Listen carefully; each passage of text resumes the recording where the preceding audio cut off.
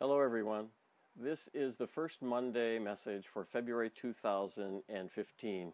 You know, I used to worry that I didn't have enough material to fill a 5-minute update each month, and now I wonder how I'm going to choose among the many things that I could highlight in order to let you know the kind of things that are happening in my office and to invite you to do the same through commenting on the blog about things that you believe are important and that we might want to know about collectively. I promise to read and to build those into my subsequent comments. Yes, this is Super Bowl Sunday, and when I finish this, I'll be moving back indoors to turn on the football game. Every month I try to do these a little bit farther ahead than the day before you have an opportunity to review it, and so to Rebecca Badger, who helps me with these, I promise to do better next month. One of the big pieces of news in the last month was new national rankings that were provided by the U.S. News and World Report, and our own eCampus program now holds the number 5 ranking for online bachelor's degrees. That's up from number 46 a year ago, and is based upon the affordability and the opportunity to earn a degree in a reasonable amount of time. I'm already looking forward to next year's rankings because we continue to make progress offering a wider assortment of degrees and offering new services like the 24/7 technical support to students that will no doubt continue to assist our work at not only reaching people but in being recognized by this particular authority, the U.S. News and World Report, which is read widely by university leaders and of course used by students to select where they will do their programs. In the last month, we started the biennial county college, kind of a quick startup program for newly elected county commissioners and judges. 21 have enrolled in that multi-month program, and when we have concluded this year's county college, we will have reached more than 50% of Oregon's sitting, I believe, 120 county commissioners and judges. We also started up a new West-wide virtual 4-H Leaders Forum, something that's being tried for the first time. We have the privilege of developing that virtual forum. There will be 3 90-minute webinars, the first one of which has occurred, and I'm happy to say that beyond just the normal few hundred leaders that are able to participate in person, we believe we reach thousands of people at hundreds of sites across the 13 western states and the associated territories.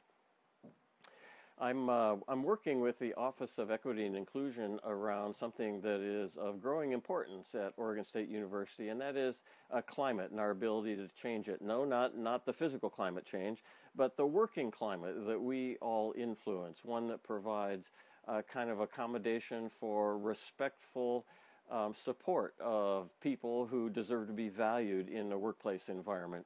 There is a climate survey in development. You'll have an opportunity to complete it soon. I hope that you do that.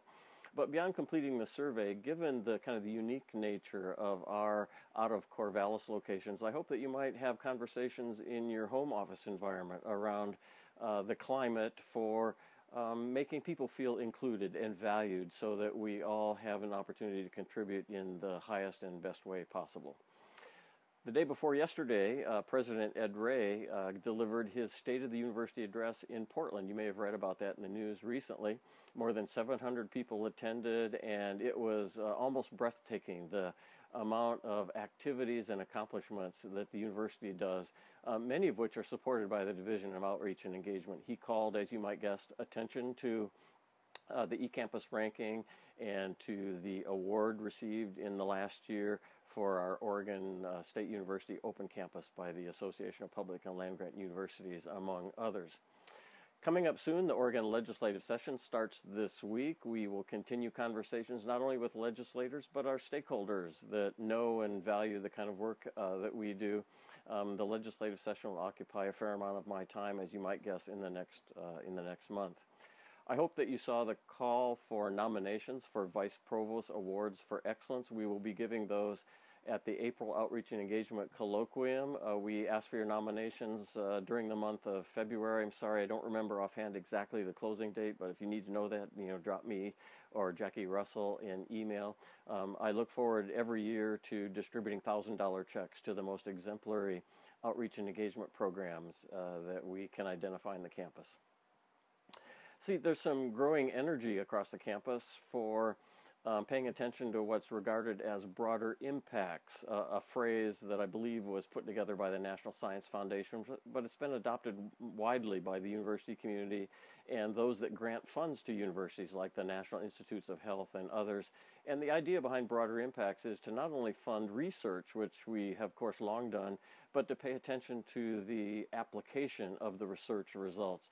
And that is, of course, in the bullseye of what the Division of Outreach and Engagement does. So I am working with a group of people that will ultimately form a network, we believe, across campus in order to assist those who write grant proposals, both inside and outside the division, to be more successful and to ultimately enhance the kind of work that we're doing all the time anyway.